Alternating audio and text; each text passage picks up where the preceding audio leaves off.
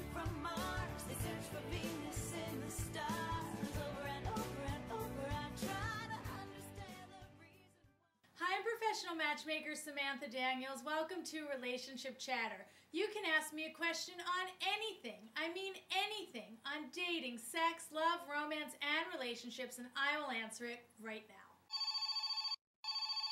Hey Samantha, this is Tina. Can you please help me with my question? I've been dating this guy for 18 months and I think he might have a drug addiction.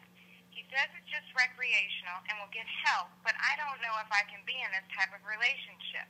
Can you please help? Hi Tina, thanks for your question. I understand what you're going through. It is really difficult to be in a relationship with someone who has a serious problem, especially a drug addiction. And from what you've described to us, it seems like he went to great lengths to hide his problem from you. So not only does he have an addiction problem, but it also sounds like he has an honesty problem. So your issue is really twofold. Can you be with a guy who's addicted, and can you be with a guy who isn't completely honest with you in your relationship?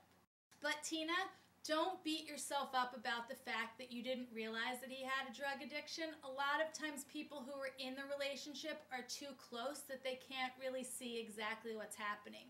Take Sarah Jessica Parker years ago when she was dating Robert Downey Junior. She never knew that he had a drug addiction, and his drug addiction was so bad that he actually wound up getting arrested for his drug addiction and going to jail for a full year, and she didn't even realize that he was having this issue.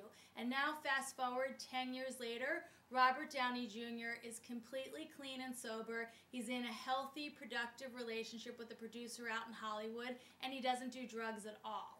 So Tina, back to your situation. You need to make a decision if it's worth it to you to stay with this guy and support him through his problem. And what does that mean? You have to decide, is he a good guy? Do you think that he really will make the effort to try to work through his problem and get over his problem? And do you think that he's the one?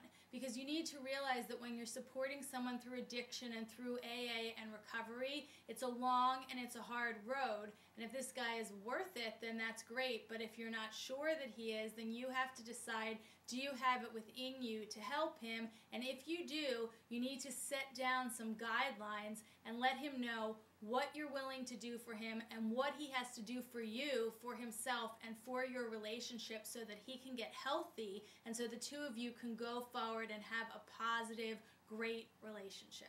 My favorite romantic product for today is a Michelle Roy necklace.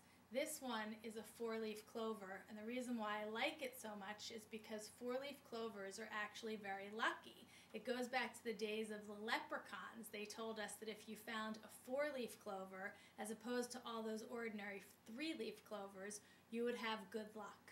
So I thought that this was especially appropriate with Tina's question today because she needs a lot of luck and a lot of support as she's trying to help her boyfriend through his drug addiction. To see more Relationship Chatter, please go to relationshipchatter.tv, and while you're there, please don't forget to click on the win button so that you can win one of the great prizes like the one we have here. And if you'd like to purchase my book, Matchbook, The Diary of a Modern-Day Matchmaker, and read about the scandalous and exciting love lives of many notable New Yorkers, please go to relationshipchatter.tv and click on the book icon.